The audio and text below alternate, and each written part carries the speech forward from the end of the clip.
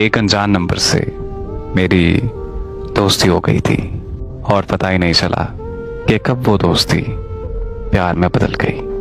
उसने मिलने का बोला तो मैंने उसे मिलने से इनकार कर दिया। जब मैंने उसकी ये बात नहीं मानी तो वो मुझसे नाराज हो गया। मुझे उससे बहुत मोहब्बत हो गई थी। जब उसकी नाराजगी मुझसे बर्दाश्त नहीं हुई तो मैंने उसे मिलने के लिए हाँ कर दी। उससे मिलकर मुझे बहुत अच्छा लगा। उसने मुझे बोला कि मैं तुम्हें मुकम्मल हासिल करना चाहता हूँ। मैंने उससे इनकार किया तो वो एक बार फिर से नाराज हो गया। मुझे उसकी नाराजगी नहीं देखी गई और फिर एक दिन मैंने उसे अपना आप सौंप दिया। वो मुझसे मिलने की जिद करता रहा और मैं उससे मिलती रही। फिर मुझे कुछ दिन बाद पता चला कि मैं प्रेग्नेंट हो गई हूँ। जब मैंने उसे इस बारे में बताया तो उसने मुझसे बात करना बिल्कुल बंद कर दी।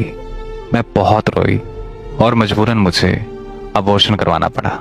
फिर एक दिन मेरे घर वालों ने मेरी शादी तय कर दी। जब मैंने उसे बताया तो वो मुझे कहने लगा कि मेरे पास अभी कोई जॉब नहीं है, मैं तुमसे अभी शादी नहीं कर सकता। और फिर एक दिन उसने मुझसे मुकम्मल तौर पर राब्ता ख़त्म कर दिया। मैं बहुत रोई और मैंने खुद को बहुत अज़ियत दी। और फिर एक दिन मेरी शादी हो गई। शादी होने के बाद कुछ दिन तक मैंने अपने शौहर को अपने पास नहीं आने दिया। तो कुछ दिनों बाद मेरे शौहर को मुझ पर शक हो गया। कोई तो ऐसा मसला है जो ये मुझे अपने पास नहीं आने देती। फिर उसने मुझे बहुत मारा और मजबूरन मुझे मेरे शौहर के पास जाना पड़ा। मेरे शौहर को सब कुछ पता चल गया। उसके पूछने पर मैंने उसे सब कुछ सच सच बता दिया। मेरे शौहर ने मुझे फिर से मारा और अपने घर में सबको बता दिया कि मैं बदकिरदार हूँ। मेरे शौहर ने मुझे घर से धक्के देकर निकाल दिया।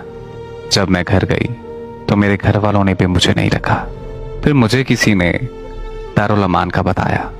मेरे पास सर छुपाने को कोई जगह नहीं थी तो मजबूरन मुझे वहां जाना पड़ा।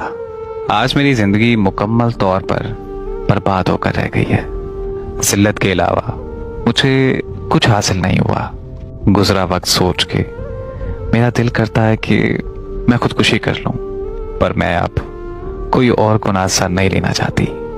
आज की ये कहानी शेयर करने का मकसद सिर्फ इतना था कि जो आज ये सब इस बहन के साथ हुआ, अल्लाह ना करे ये दोबारा किसी और बहन के साथ ना हो और शायद मेरी किसी बहन की इज्जत बच जाए।